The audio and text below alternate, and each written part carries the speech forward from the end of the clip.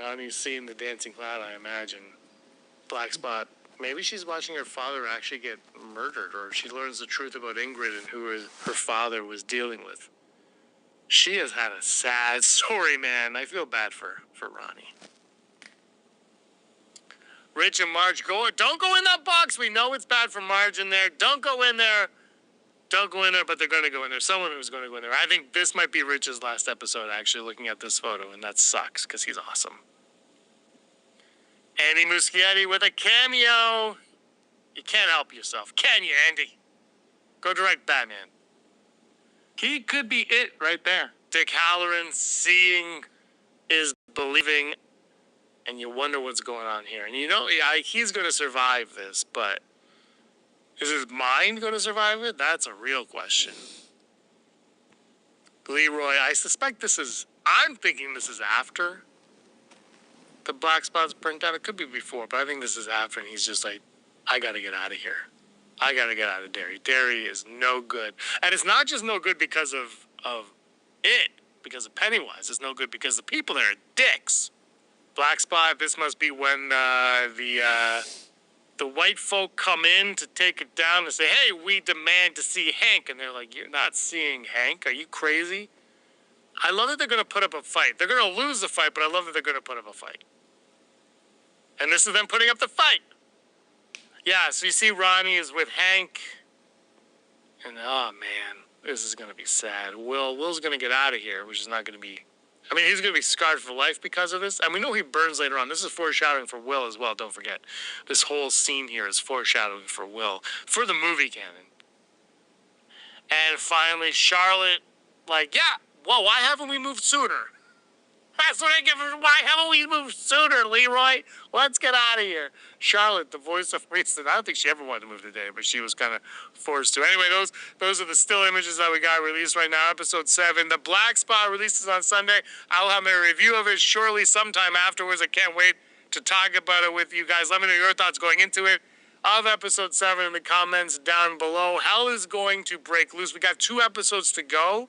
A lot of characters are going to meet their fate here, and the fate is going to be sealed next week for the rest of them. I can't wait to watch it with you guys. Thank you so much for watching this. I really appreciate your time.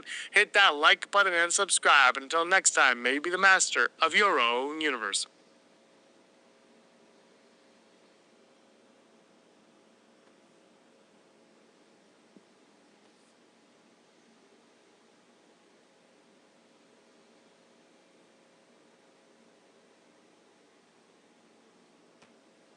Hi guys, this is Mike from All About a Friend.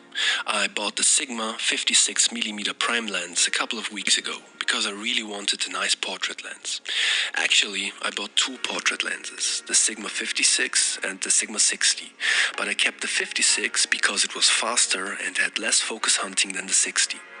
In all fairness, I have to add that the 60 is a tiny little bit sharper on the edges and of course costs half the price of the 56. Anyway, so I did keep the 56 and I was recently looking for a nice macro lens for the Micro Four Thirds system. I researched and turns out that one of the best reviewed macro lenses is the Olympus M Zuiko Digital 60mm macro. What a name.